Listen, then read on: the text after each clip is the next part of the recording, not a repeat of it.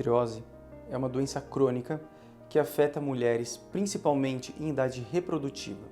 Estima-se que aproximadamente entre 10 a 15% das mulheres em idade reprodutiva tenham endometriose, com um pico de incidência entre 25 a 35 anos e em torno de 3% na pós-menopausa. Mulheres que apresentam um quadro de infertilidade, a endometriose pode chegar até 50% dos casos e em até 70% nos casos de dor pélvica crônica. A endometriose ela é definida pela presença do endométrio fora da cavidade do útero. O endométrio ele é um tecido único e reveste a cavidade uterina e permite o desenvolvimento de uma possível gestação. O endométrio fora da cavidade do útero leva à inflamação e à fibrose, também chamada de aderências pélvicas, que frequentemente são responsáveis pelos sintomas. Várias teorias foram desenvolvidas para explicar o surgimento da endometriose, porém, nenhuma delas é completamente aceita até hoje. Os fatores de risco para a endometriose são a menstruação precoce, antes de 11 anos, ou uma menopausa tardia, histórico familiar de endometriose, ausência de gestação durante a vida, malformações uterinas com obstrução do fluxo menstrual, estilo de vida como consumo de álcool e gorduras, o fluxo menstrual intenso e ciclos menstruais curtos, menores do que 27 dias. Atualmente, classifica-se a endometriose em 3 principais tipos.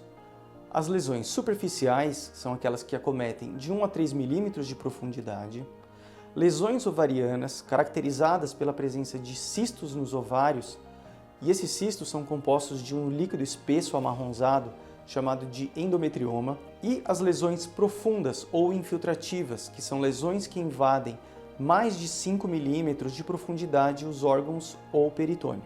A apresentação da endometriose pode variar desde a ausência de sintomas ou um quadro leve, até mesmo a doença grave, causando sintomas intensos que comprometem a qualidade de vida das pacientes. Um fato importante sobre a endometriose é que a extensão da doença não está diretamente relacionada à intensidade dos sintomas.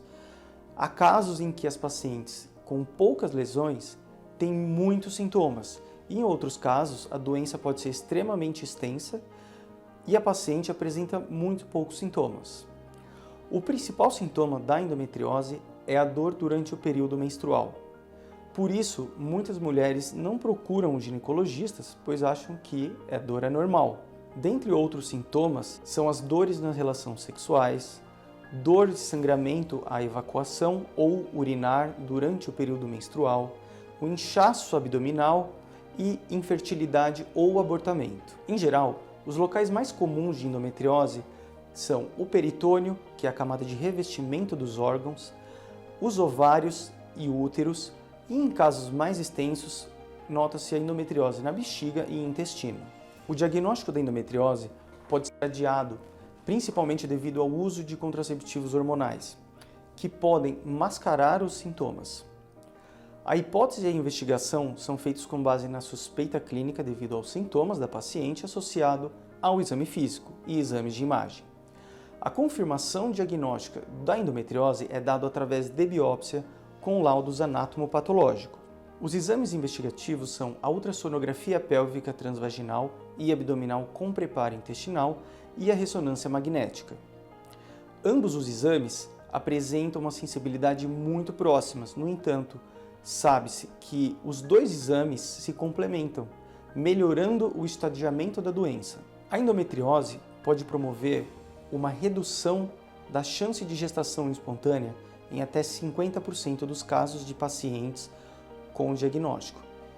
Isso se deve às possíveis alterações como alterações da ovulação e qualidade dos óvulos, alterações funcionais e estruturais das tubas uterinas, alterações imunológicas que impedem a fecundação e a incapacidade da paciente de ter relações sexuais. Quando confirmada a doença, a paciente deverá iniciar um tratamento multidisciplinar, visando a melhora tanto do fator psicológico quanto dos sintomas físicos. O tratamento poderá variar de acordo com o estágio da doença, desejo de gestação ou falha do tratamento clínico. A depender do caso, pode ser indicado o bloqueio da menstruação com hormônios, cirurgia videolaparoscópica ou robótica, se necessário, realizar uma fertilização in vitro para uma gestação.